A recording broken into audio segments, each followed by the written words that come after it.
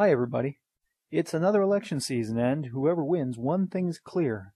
As usual, the top two vote getters are going to be your candidate in red and your candidate in blue.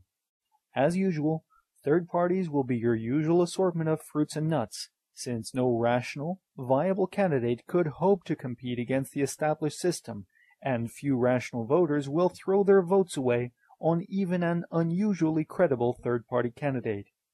In short, third parties have no real hope of winning or even competing, but at best they could distort the will of the people, as they did in the 2000 and perhaps also the 1992 presidential elections. How's the results of the 2000 election looking to you right now in hindsight, by the way? Anyway, what's this established system I'm talking about? No, there's no grand conspiracy by Democrats and Republicans meeting in smoky rooms at work here. There doesn't have to be. Rather, the essentially permanent lock on major offices held by the two parties is a natural byproduct of our outdated and deeply flawed voting system. Now, before I get any further, I want to make it clear that I'm not talking about the electoral college system here. Sure, when we're talking about the race for President of the United States, the electoral college system greatly distorts the popular will by, for example, making the vote of each Wyoming resident worth about 4 times the vote of a California resident. Whatever the pros and cons of the electoral college system, such inequity was by design of the Founding Fathers. You can certainly argue the wisdom of having such a system today, but that debate is for another place and for another time. No, I'm talking about a problem far more fundamental. It's so fundamental, in fact, that some of you may initially brand me as some sort of heretic for even questioning it. But please, hear me out, and I think you'll see that the idea I'm going to propose is really onto something. In the following examples, let's consider a simple case of the election of a mayor of a city, rather than the more procedurally complicated case of a presidential election. Consider first a contest that's between just 2 candidates. We have a mass of voters and each one gets 1 vote. The winner is the one who gets the most votes. Simple and fair, right? Well, yes, this system works pretty well for elections with only 2 candidates. For the sorts of basic elections with a binary choice, kill the gladiator or let him live, it's pretty reasonable. We can call this the Caveman voting system because if done right, it doesn't even require literacy. Just put your voting rock into the box of the candidate you like. As we'll see a bit later, there are some pretty sound objections to even this basic system, but for now, let's just take it as a given that it's not horrible for an election with 2 candidates. However, now let's consider an election with more than 2 candidates. To illustrate the point, I'll draw a very simplistic political spectrum of left and right. In our hypothetical city, let's assume that 60% of the voters are on the right side of the spectrum and 40% are on the left. Let's also assume that there are 2 roughly equivalent right spectrum candidates, but just 1 on the left. If they all went head-to-head in a general election, the candidate on the left would win, even though he had in some sense the least support in the city, since 60% of the voters would support either of the other 2 candidates rather than him. The traditional answer to this problem is a system of primaries. As you know, the basic idea of a primary is that potentially competing groups get together ahead of time to select one candidate and thus prevent splitting the vote. This seems reasonable, right? Well, no, not right. While in some ways primaries are better than nothing, in other ways they're actually much, much worse. First, there's the most obvious problem.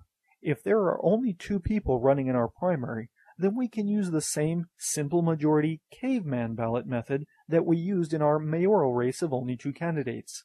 However, if there are more than 2, as there almost always are, we have the same basic problem of a 3-candidate election all over again. Of course, we could think about having a primary for the primary, and a primary for the primary for the primary, and so forth until infinity. But even that doesn't solve our problems, since such voting systems encourage systemic dishonesty. In a nutshell, in certain sub-elections, voters would have incentive to lie. Here's an example. Imagine a primary election with 4 candidates, A, B, C, and D. We're going to have a pre-primary election of A versus B and C versus D. Your actual preference for the candidates, that's you as a voter, is A, C, B, D. That is, you like A the most and D the least. Let's also assume, for the sake of argument, that B is a weak candidate that A will easily beat under any circumstances. Furthermore, let's also assume for the moment that you know from polls that C, your second favorite, would beat A, your favorite, in a 1-to-1 head-to-head contest. But A would easily beat D head-to-head. So, in order to get A, your favorite, elected, you cynically vote for D in the C versus D contest, even though in reality you like C a lot better than D. If enough A supporters do this, and historical evidence strongly suggests that voters do often strategically vote like this, an A versus D matchup can in effect be engineered. You could steal the election. But you might be thinking, but I'm no liar, I'm no thief. Well, you might not be, but others may well be. And not to be too blunt about it, but if everyone else is indeed voting strategically, and you're the only honest one, what does that make you? A voting system that makes you choose between being a liar and a fool is indeed a poor one. You may be thinking, oh, come on. It takes far more brain power than most voters have to vote strategically like you describe it. Surely this can't be so widespread as to be a real issue. I respectfully disagree. Think back to, well, whatever presidential primary election you care to remember. Wasn't there indeed a lot of talk about the electability of the nominee? If not you, then certainly thousands of others voted not for their actual first choice, but for the candidate who they thought would be the most electable, or who at least they felt was in contention for the top spot. So, those voters in effect were second-guessing each other, based on polls which were based on who people reported they were going to vote for, based on their guesses of what they thought the actual situation was. All this second-guessing is, in effect, strategic voting, and it is as unnecessary as it is artificial. Now, I've so far been describing a series of head-to-head pre-primaries and pre-pre-primaries as a valiant but ineffectual way to handle the fundamental problem of multi-candidate caveman voting, and you've seen why such pre-primary systems are bad. Now, I'm hardly the only one to have recognized this problem, but, amazingly, some groups of people have come up with solutions to this problem that don't actually solve it. For example, one camp advocates what's called instant runoff voting, also known as IRV. IRV works like this. You get a list of candidates and number them from 1 to n, where 1 is your favorite and n is your least favorite.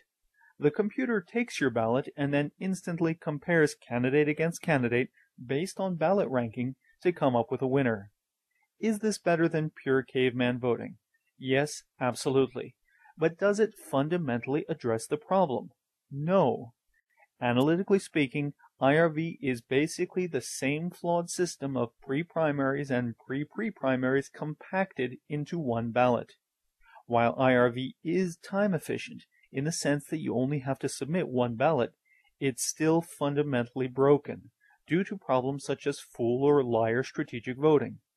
While IRV certainly is a valiant and well-intentioned effort, if we're going to talk about voting system reform, we might as well choose a system that actually works. And there is indeed such a system, which I'll get to shortly. But first, I want to continue beating up the primary-based systems a bit more, so that there's absolutely no doubt in your mind that there really is a problem. If you thought the evidence that I've brought up against primaries so far is damning, hold on, there's more.